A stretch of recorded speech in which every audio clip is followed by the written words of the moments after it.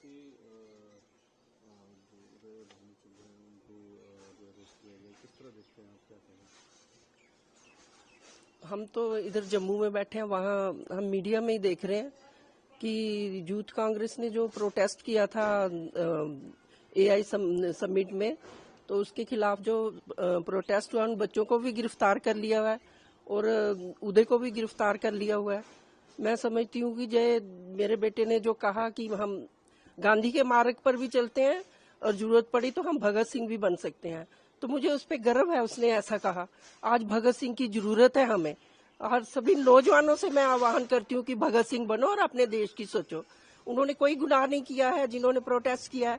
Protest करना हमें, संविधान ने हमें हक दिया प्रोटेस्ट करने का, और उन्होंने कोई अपने लिए प्रोटेस्ट नहीं किया, देश के लोगों के लिए, देश के किसानों के लिए प्रोटेस्ट किया है, देश के युवाओं के लिए प्रोटेस्ट किया है, जो बेरोजगार घूम रहे हैं, जिनके पास काम नहीं है कोई करने को।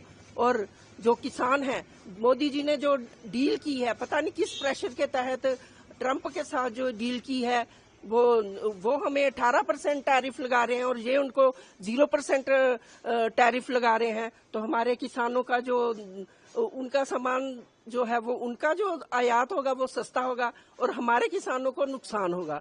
तो मैं इसके लिए, हम अपने किसानों के लिए, अपने बेरोजगार युवाओं के लिए और देश की जनता के लिए उन्होंने जो प्रोटेस्ट किया है, और वो सही है। और प्रोटेस्ट आज नहीं, कब से होते रहे हैं। भाजपा के लोग प्रोटेस्ट नहीं करते थे, और जब कॉमनवेल्थ गेम्स थी, सभी इतने डेलीगेट्स पूरे वर्ल्ड से आए थे, प्लेयर्स आए हुए थे, इनकी 2-3 हजार लोगों ने नंगे होके जो है प्रोटेस्ट किया, तब इनको शर्म नहीं आई।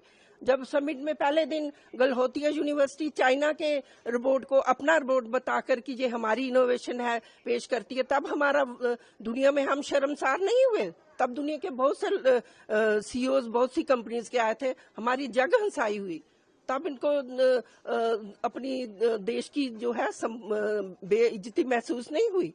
उनको क्यों नहीं इन्होंने गिरफ्तार किया?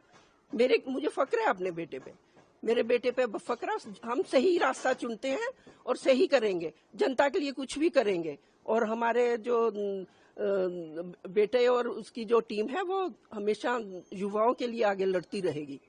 ये हमारा, हम उसके साथ हैं, और भगवान भी उनके साथ है, क्योंकि भगवान सच्चाई के साथ होता है।